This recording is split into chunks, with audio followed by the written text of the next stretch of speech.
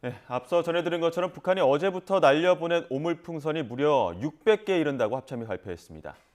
네, 서울 서부 지역 등 곳곳에서 오물풍선이 발견돼서 시민들의 불안감은 커지고 있는데요. 네, 전해드린 대로 대통령실 이와 관련해서 오늘 오후 NSC 상임위 확대 회의를 소집하기로 했습니다.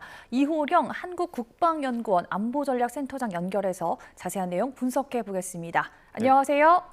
네, 안녕하세요. 예, 지금 어제 저녁에 북한이 또 오물풍선 날려보냈고 지난달에 날려보낸 것보다 배 이상 많아졌다 이런 소식이 지금 전해지고 있습니다. 이렇게 연달아서 풍선을 날려보낸 이유는 어디에 있다 보십니까?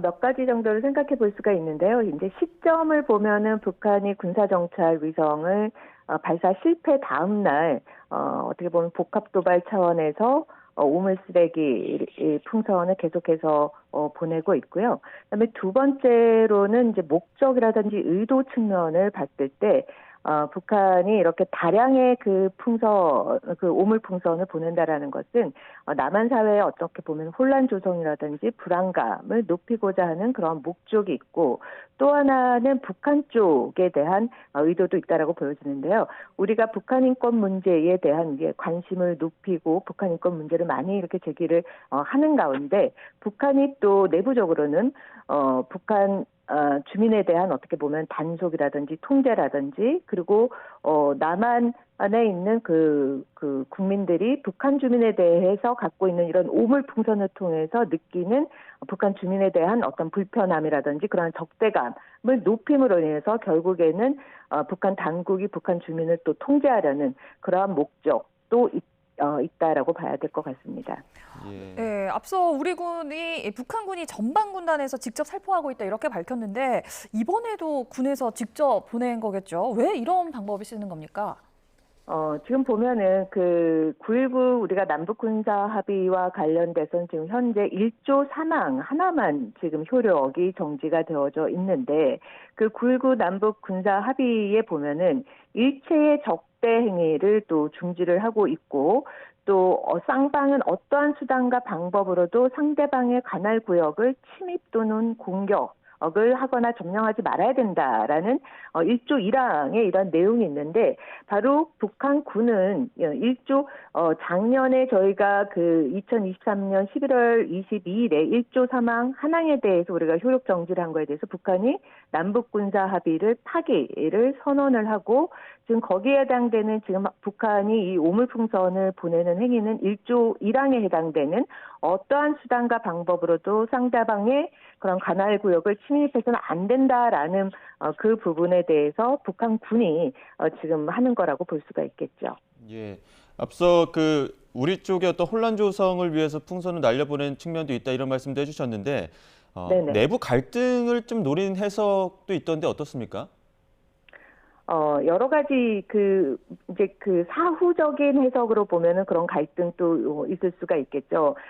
북한의 문제를 푸는 데 있어서 이전처럼 뭐 대화를 더 많이 해야 되고 긴장을 완화하기 위해서 우리가 또 양보 조치를 취해야 되지 않느냐라는 이런 거에 그런 주장과, 아니면 북한이 계속해서 이렇게 적대적인 행위를 계속해서 강화를 하는 거에 대해서 우리가 보다 더 강경한 입장을 취해야 된다라는 이러한 어떻게 보면 남한 사회 내에서의 북한의 문제를 다루고 정책을 다루는 데 있어서의 그런 갈등을 조장하고자 한 그런 측면도 있다라고 볼 수가 있겠죠. 예. 네, 북한이 주장하는 건 지금 우리 민간 단체가 대북 전단을 날려보냈기 때문에 맞대응한다 이런 입장을 내고 있는데, 유엔사에서는 이제 국제법 위반이자 정전협정 위반이라고 지적을 하고 있습니다. 우리 민간 단체가 보내는 것 그리고 북한이 이렇게 보내는 것에는 어떤 차이가 있는 겁니까? 굉장히 근본적인 차이가 있는 것 중에 하나가요. 이제 우리는 민간 차원에서 북한 주민들에게 어떻게 보면 정보를 알려주는 데에 북한 주민들이 스스로의 어떻게 보면은 자신들의 그 결정권에 대한 정보권, 자유권에 대한 그런 부분을 알려주는 데 초점을 맞추고 있다면, 북한이 지금 보내는 건 굉장히 조직적으로 북한 군 당국에 의해서 이루어지고 있는 거고, 이건 굉장히 의도성을 갖고 단순히 어떻게 보면은 정보 전달이라는 그러한 맥락이 아니고 한국 사회에 대한 어떻게 보면은 적대 행위를 위한 조치라고 볼 수가 있겠죠. 예.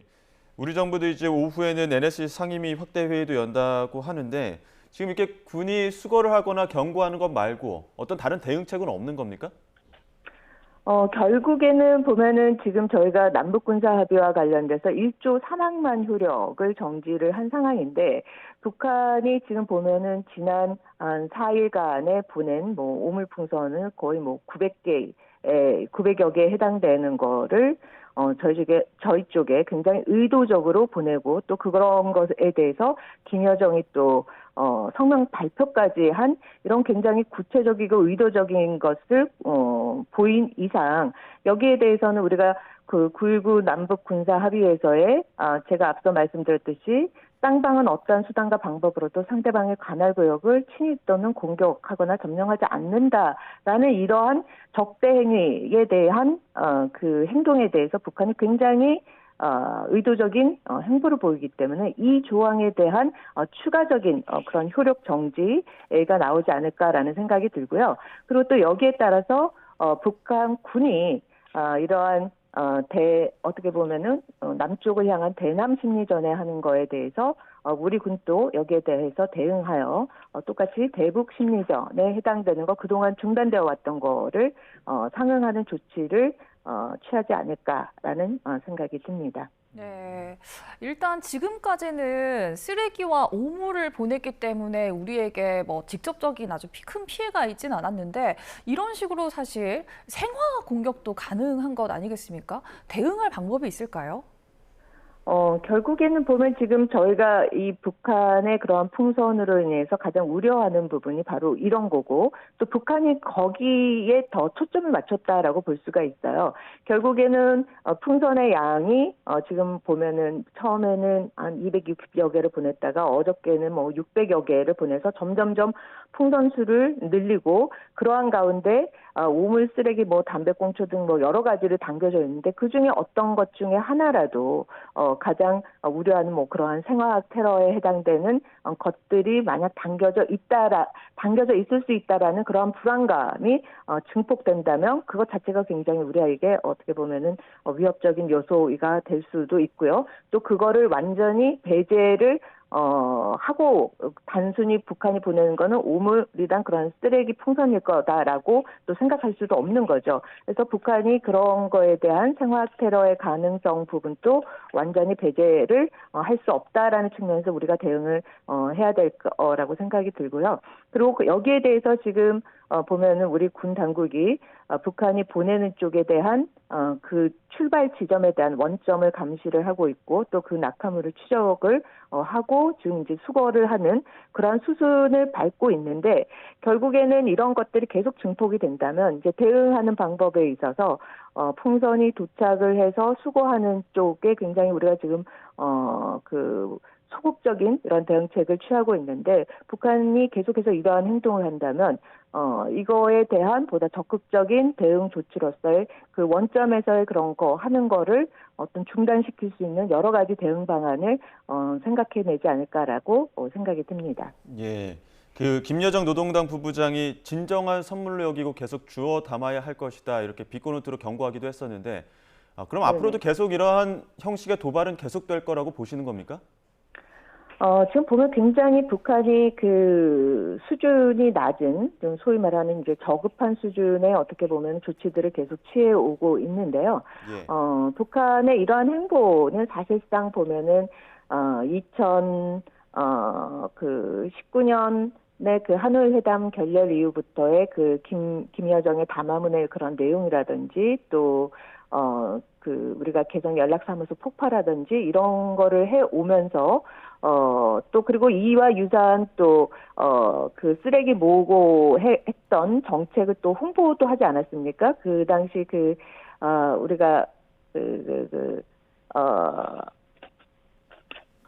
이전에 그 코로나 때 코로나에 대한 대응과 관련돼서 북한이 코로나가 북한에 전파된 것이 결국에는 남쪽에서 보낸 그러한 전단지에서 바이러스를 살포를 했다. 그래서 그러한 대응 조치로 그때도 쓰레기를 뭐 수거를 해서 남한에 보내자 하고 굉장히 북한이 전 주민을 대상으로 해서 그런 취했던 조치를 생각을 해본다면 네. 이러한 유사한 패턴의 그러한 행보는 계속해서 이어질 가능성이 높다라고 봐야겠죠. 네. 그런데 이제 북한의 공격 오물풍선뿐만이 아닙니다. 이제 GPS 전파 교란 공격도 오늘까지 이제 닷새째 이어지고 있는데 어선들이 굉장히 어려움을 겪고 있는데요. 전파 네네. 교란으로 어선들이 길을 잃을 경우 피해가 더 커질 수도 있는 건 아닙니까? 바로 북한이 또 그러한 점을 노리지 않았을까라는 생각이 들어요. 결국에는 서해 그 서북도서 그 일대를 보면은 굉장히 NLL 지역에 또 가깝지 않습니까? 그 네. 북쪽에 보다 더 가깝다 보니까 결국에는 GPS 교란을 통해서 어선들이 결국에는 그 일대의 그 방향성을 놓쳐서 그 NLL을 넘어가는 그러한 상황을 조성을 한다라든지 네. 아니면 NLL 일대에 가깝게 갔을 경우에 어선을 납포를 하려고 하는 그러한 전술을 취한다라든지 그러한 여러 가지 목적으로 GPS를 교란을 하는 정책을 취하지 않을까라는 생각이 듭니다. 그러니까 결국에는 굉장히 의도적으로 우리 그 국민들에 대한 또 어선에 대한 그런 보면 방해를 네. 통해서 북한이 유리한 어떻게 보면은 전술적인 입장을 취하려고 하는 그런 계산이 깔려 있다라고 봐야겠죠. 실제로 또 어민들의 혼란도 지금 가중되고 있다는 소식이 현장에서도 들리긴 하는데 혹시 전파 교란으로 우리 군의 GPS는 문제 없는 겁니까? 일반 민간에 쓰는 GPS하고 우리 또 군에서 사용하는 GPS는 좀 차이가 있는 거죠. 그래서 북한이 보내는 그런 GPS 교란에 우리 군은 영향을 받고 있지 않습니다. 예. 네. 북한 이와 함께 방사포 18발을 동시에 발사하기도 했습니다. 도발이 굉장히 다양화하는 양상인데 이건 어떤 의미가 있을까요?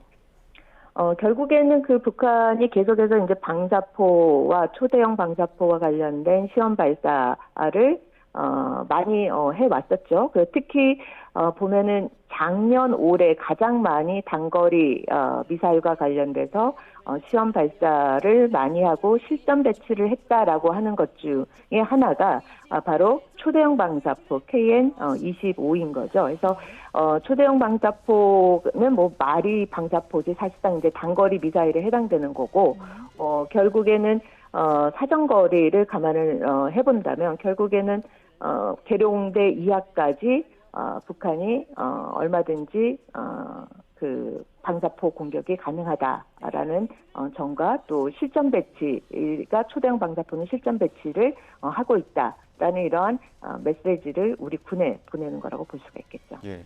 그 북한의 도발 시간표를 보게 되면은 올해는 정찰위성 실험도 추가로 할 것이다 이런 것들도 지금 예고되어 있는 상황인데 결국에는 이런 것들이 국방력 강화 프로그램 일정에 따른 훈련이다 이런 분석들도 있는데 여기에 대해서 어떻게 보십니까? 북한이 8차 당대회 이후에 국방발전 5개년 계획, 또 새로운 무기체계 5개년 계획을 발표를 했고, 사실상 2026년이 되면 이제 9차 당대회를 하게 되는 거죠. 그러면은 지금 8차 당대회의 거의 마지막 그 수순에 이르고 그 안에 보면 북한이 성과를 이때까지 낸 분야가 각 분야 중에는 군사 분야밖에 없는 거죠. 그래서 군사 부분에서 이러한 성과를 극대화시키고 어떻게 보면 거의 완성했다라고 해서 성과를 내는 데 있어서 조기 목표 달성이라는 점을 강조를 하기 위해서는 올해가 어떻게 보면은 올해 내년이 최고 절정기라고 볼 수가 있겠죠. 예. 네. 또 한 가지 특이할 만한 점이 초대형 방사포 발사 현장에 딸 김주혜가 있던 장면이 희미하게 사진에 찍혔습니다. 그런데 네. 북한 김정은 위원장 현지시도 사실은 전하면서 김주혜가 함께 동행했다 이렇게 공개를 하진 않았는데 이건 어떤 이유가 있을까요? 북한도 지금 김주혜를 데리고 다니는 거에 대해서 그 좀 두 가지의 마음이 들지 않을까라는 생각이 들어요. 그러니까 보면은 김주혜에서 김일성, 김정일, 김정은 그리고 김주혜로 이루어지는 그 김씨 집안의 그런 세습 체제를 강화를 하기 위한 어떻게 보면은 그 김씨 집안의 독재 체제를 강화하고자 하는 그런 목적에서 이제 김주애를 데리고 다니다라고 볼 수가 있고, 이런 김주애가 많이 언론에 노출되고 그런 걸 선전을 하다 보니 결국에는 국제사회로부터 또 지금 비난도 굉장히 많이 받고 있다라는 거죠. 어떻게 초등학교에 해당되는 이런 아이를 그러한 군사훈련장이라든지, 또 지난번에는 군사훈련장에 또 데려가서 낙하산에서 그 떨어져서 죽는 모습을 또 애한테 다 보이는 그런 것들이 또 방송이 되지 않았습니까? 예. 그래서 그런 거를 봤을 때 어떻게 보면 아동 인권에 대한 문제에 대해서 북한이 얼마나 무지한지를 또 그런 부분을 또 보여주고 있다라는 점을 또 북한도 알고 있는 것 같아요. 그래서 그런 점에서 데리고는 다니지만 언론의 노출은 조금 자제를 시키는 게 아닐까라는 생각이 듭니다. 지금 한미의 어떤 대응도 주목을 받고 있는데 지금 또 한미 국방장관 회의 싱가포르에서 열리고 있지 않습니까? 또 한편으로 미 네네. 상원에서는 또 그 전술핵 배치 방안도 논의할 거란 얘기도 나오는데 이런 부분에 대해서 가능성 어떻게 보십니까? 일단 우리가 지금 그 워싱턴 선언을 통해서 그 NCG에 해당되는 부분을 많이 발전을 지금 시켜 나가고 있고, 그러한 가운데 확장 억지 태세와 관련된 부분이 그 NCG 이전보다 굉장히 높아지고 있는 그런 상황인 거죠. 그래서 그런 측면에서 다양한 옵션의 부분, 또 그리고 그 확장 억지와 관련된 실질적인 훈련 연습 이런 것들을 이제 감안을 해본다면, 뭐 사실상의 뭐 전술핵 배치 이런 논의 여부를 떠나서 사실상의 그에 상응하는 수준의 그런 효과가 있는 그러한 대응책들과 대응 훈련이라든지 이런 것들이 진행이 되고 있다라고 볼 수가 있겠죠. 네, 대응 훈련들이 진행될 수밖에 없다 이렇게 얘기를 하셨는데 앞으로 그럼 북한 도발 양상 어떻게 전개될까요? 북한의 지금 뭐 패턴을 이렇게 봤을 때 뭐 그렇게 특별한 건 없어요. 북한이 이전부터 해왔던 도발의 패턴을 이어가고 있다라고 볼 수가 있고요. 보다 더 긴장감을 높이기 위한 그러한 부분은 시점을 선택을 한다면 미 대선 있기 전에 아마 북한의 도발이라든지 전략 도발의 수위가 보다 더 높아지지 않을까라는 생각이 듭니다. 보통 8월 달에 또 우리가 또 대대적인 그런 연합훈련이 있다라는 점을 감안을 해본다면 보통 6월, 7월 정도의 북한의 이러한 도발 수위가 항상 조금씩 이제 올라가는 이제 추이를 보여왔다라는 그런 패턴 하에서 또 이 문제를 또 볼 필요가 있을 것 같고요. 또 올해는 또 미 대선이라는 부분이 또 예정되어 있고, 이런 점을 종합적으로 해본다면 하반기 쪽으로 갈수록 북한의 도발의 수위는 높아지지 않을까라는 생각이 듭니다. 예, 알겠습니다. 여기까지 듣도록 하겠습니다. 지금까지 이호령 한국국방연구원 안보전략센터장과 이야기 나눴습니다. 오늘 말씀 고맙습니다. 네, 감사합니다.